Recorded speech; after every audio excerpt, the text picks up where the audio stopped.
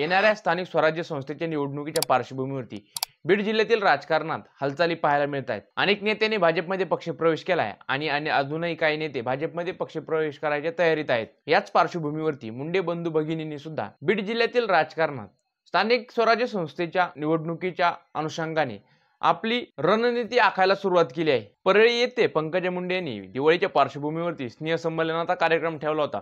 या कार्यक्रमाला बीड जिल्ह्यातील अनेक मोठे नेते उपस्थित होते। या कार्यक्रमामध्ये अनेक नेत्यांनी भाजपमध्ये पंकजा मुंडे यांच्या उपस्थितीमध्ये पक्षप्रवेश केला। यामध्ये प्रामुख्याने गेवराई विधानसभा मतदारसंघाचे माजी आमदार आणि माजी मंत्री राहिलेले बदामराव पंडित व माजलगाव विधानसभा मतदारसंघातून नुकतीच निवडणूक लढवलेले माधव निर्मळ यांचा समावेश होता। या दोन नेत्यांच्या पक्षप्रवेशामुळे गेवराईमध्ये विद्यमान आमदार असणारे विजयसिंह पंडित तर माजलगावचे विद्यमान आमदार असणारे प्रकाशदादा सोळंकी यांच्या डोकेदुखीत वाढ होताना दिसून येते। बदामराव पंडित यांनी शिवसेना ठाकरे गटातून भाजपमध्ये पक्षप्रवेश केलाय।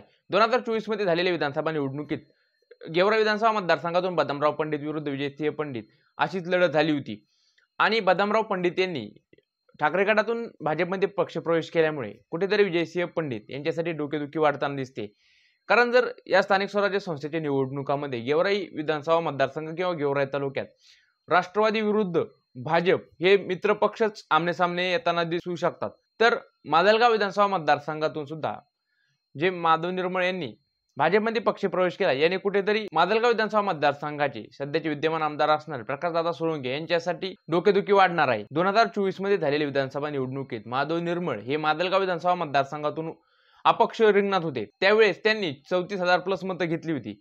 अपक्ष उमेदवार असून सुद्धा यांनी 34,000 प्लस मतं घेतली, म्हणजे त्यांचा माजलगाव आणि आसपासच्या परिसरामध्ये वजन आहे। त्यामुळे माधव निर्मळ यांचा पक्षप्रवेश नक्कीच भाजपला कुठेतरी माजलगाव विधानसभा मतदारसंघात किंवा माजलगाव तालुक्यात फायद्याचा ठरू शकतो। त्यामुळे या दोन नेत्यांच्या भाजप प्रवेशामुळे कुठेतरी गेवराई आणि माजलगाव या दोनही विधानसभा मतदारसंघातील आमदारांसाठी राजकीय गणित कुठेतरी बिघडताना दिसून येते।